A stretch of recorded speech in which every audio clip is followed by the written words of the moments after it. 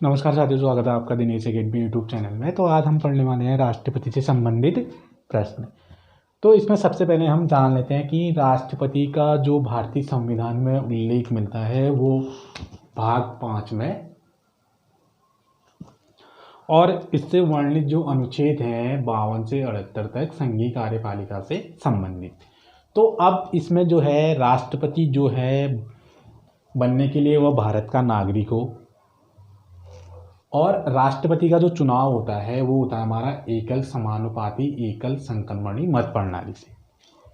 तो राष्ट्रपति बनने के लिए इसमें जो है कि 35 वर्ष या फिर इससे अधिक होना अति आवश्यक है, और राष्ट्रपति का जो कार्यकाल होता है वो 5 वर्ष के लिए होता है। और राष्ट्रपति का चुनाव जब लड़ा जाता है तो राष्ट्रपति के चुनाव के लिए 15,000 रुपये जो है जमानत के तौर पर जमा की जाती है, और जो है कि 1/6 बहुमत लाना अति आवश्यक होता है राष्ट्रपति के चुनाव के लिए। यदि 1/6 बहुमत अगर राष्ट्रपति नहीं लाते हैं तो उनकी जो जमानत राशि है वो वापस नहीं की जाती है, तो वो जमा कर दी जाती है। तो उसके बाद जो नेक्स्ट पॉइंट है कि राष्ट्रपति के चुनाव में कौन मतदान करता है। तो राष्ट्रपति के चुनाव में जो मतदान करते हैं लोकसभा के सदस्य और राज्यसभा के सदस्य और राज्य विधान परिषद के सदस्य, और जो है कि भारत में जो है 2 ऐसे केंद्र शासित प्रदेश हैं जो कि राष्ट्रपति के चुनाव में मतदान करते हैं। तो वो हैं हमारे दिल्ली व पुदुचेरी के विधानसभा के सदस्य जो है राष्ट्रपति के चुनाव में मतदान करते हैं। तो इसमें होता क्या है कि राष्ट्रपति का जो चुनाव होता है एकल समानुपाती एकल संक्रमणी मत प्रणाली से।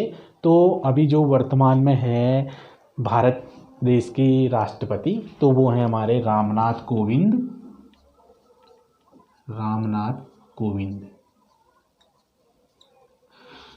और फिर उसके बाद देख लेते हैं संगमा और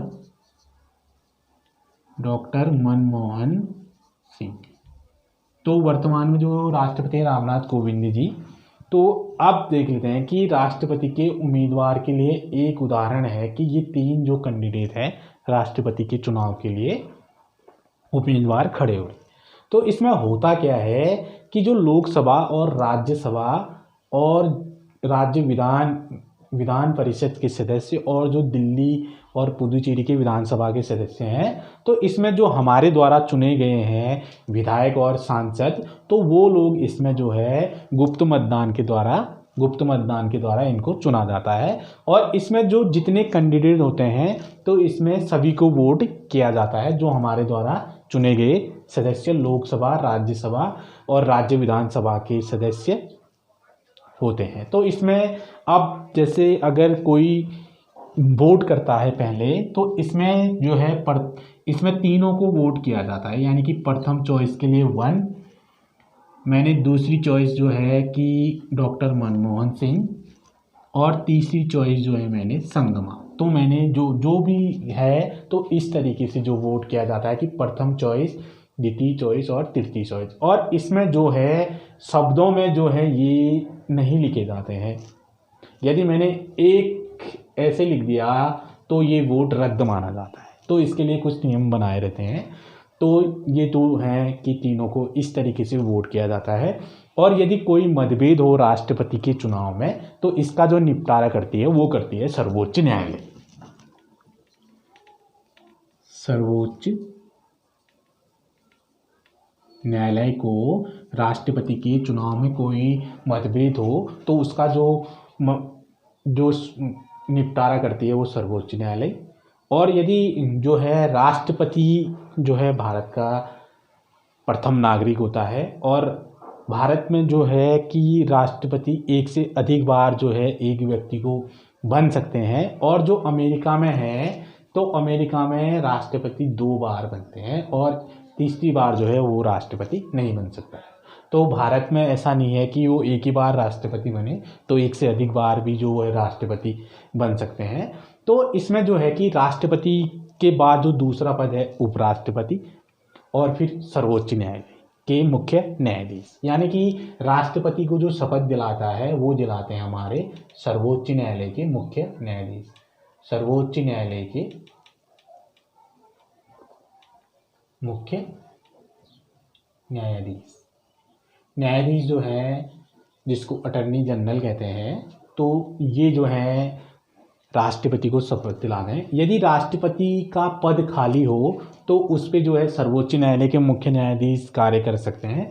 और राष्ट्रपति जो है अपना इस्तीफा किसको देते हैं, तो वो देते हैं उपराष्ट्रपति। उपराष्ट्रपति को जो है राष्ट्रपति जो है इस्तीफा देते हैं। तो ये था हमारा राष्ट्रपति से संबंधित चुनाव, यानी कि कैसे चुना जाता है, उसको शपथ कौन दिलाता है। तो राष्ट्रपति जो है अपना इस्तीफा किसे देते हैं, उपराष्ट्रपति को। तो अब नेक्स्ट पॉइंट ही देख लेते हैं कि राष्ट्रपति की शक्तियाँ, यानी कि राष्ट्रपति की जो शक्तियाँ हैं वो है हमारी कार्यकारी शक्ति, और उसके बाद जो है विधायी शक्ति। यानी कि कार्यकारी शक्ति वो होती है कि राष्ट्रपति जो है प्रधानमंत्री की नियुक्ति करता है, और प्रधानमंत्री के अलावा जो है कि वह 60 से 70 मंत्रियों को भी नियुक्ति करके उनको शपथ दिलाता है। तो ये इसकी कार्यकारी शक्ति है राष्ट्रपति की। और उसके बाद जो है विधायी शक्ति, यानी कि कोई भी विधेयक जब पारित होता है वो बिना राष्ट्रपति के हस्ताक्षर के बिना पारित नहीं होता। उसके बाद वित्तीय शक्ति जो है ये भी राष्ट्रपति की शक्ति है। उसके बाद सैन्य शक्ति, यानी कि सैन्य शक्ति यानी कि जल सेना, थल सेना और वायु सेना का प्रमुख जो होता है वो राष्ट्रपति होता है। उसके बाद जो है न्यायिक शक्ति, यानी कि राष्ट्रपति की जो न्यायिक शक्ति है, यानी कि किसी को फांसी की सजा है तो उसको कम करवा सकता है, और वो चाहे तो उसको फांसी भी दिला सकता है। तो ये जो है राष्ट्रपति की न्यायिक शक्ति है। उसके बाद आपात की शक्ति, यानी कि अनुच्छेद 352, 356, 360 जो है ये भी जो है राष्ट्रपति से संबंधित आपातकाल की शक्तियां हैं। तो उसके बाद नेक्स्ट जो आर्टिकल आप देख लेते हैं कि अनुच्छेद 52 क्या कहता है। तो अनुच्छेद 52 ये कहता है कि भारत का राष्ट्रपति का वर्णन अनुच्छेद 52 में है। उसके बाद अनुच्छेद 53 क्या कहता है कि राष्ट्रपति की कार्यकारी शक्ति, कि मैंने इसमें बताया था राष्ट्रपति की कार्यकारी शक्ति। उसके बाद अनुच्छेद 54 कहता है कि राष्ट्रपति का चुनाव, यानी कि राष्ट्रपति का चुनाव कैसे होता है, एकल समानुपातिक एकल संक्रमणी मत प्रणाली से। तो उसके बाद अनुच्छेद 55 क्या कहता है कि राष्ट्रपति के चुनाव का तरीका, यानी कि राष्ट्रपति का चुनाव कैसे लड़ा जाता है। तो तरीका तो मैंने बताया कि राष्ट्रपति का तरीका जो कि वह भारत का नागरिक हो और उसकी उम्र 35 वर्ष हो और मानसिक रूप से स्वस्थ हो, और इसमें जो तरीका होता है कि लोकसभा और राज्यसभा और राज्य विधानसभा के सदस्य और केंद्र शासित प्रदेश जो कि दिल्ली और पुदुचेरी हैं वहाँ के विधानसभा के सदस्य जो हैं वोट करते हैं, गुप्त मतदान के द्वारा राष्ट्रपति को चुना जाता है। और राष्ट्रपति जितने कैंडिडेट होते हैं तो उसमें प्रथम चॉइस, द्वितीय चॉइस और तृतीय चॉइस, यानी कि जितने कैंडिडेट होते हैं उनको वोट किया जाता है। तो उसके बाद नेक्स्ट है कि अनुच्छेद 56 क्या कहता है कि राष्ट्रपति का कार्यकाल, यानी कि राष्ट्रपति का जो कार्यकाल है वो 5 वर्ष के लिए होता है। यदि 5 वर्ष से पहले भी यदि अगर राष्ट्रपति का पर कोई महाभियोग लगता है तो राष्ट्रपति को उस पद से हटाया जाता है। तो जो राष्ट्रपति का कार्यकाल जो न्यूनतम होता है वो 5 वर्ष के लिए। उसके बाद नेक्स्ट अनुच्छेद 57 में क्या कहा गया है। तो अनुच्छेद 57 में कहा गया है कि राष्ट्रपति का पुनर्निर्वाचन होने की योग्यता। तो ये अनुच्छेद 57 में इसका वर्णन है। उसके बाद अनुच्छेद 58 क्या कहता है कि राष्ट्रपति के चुनाव लड़ने की योग्यता।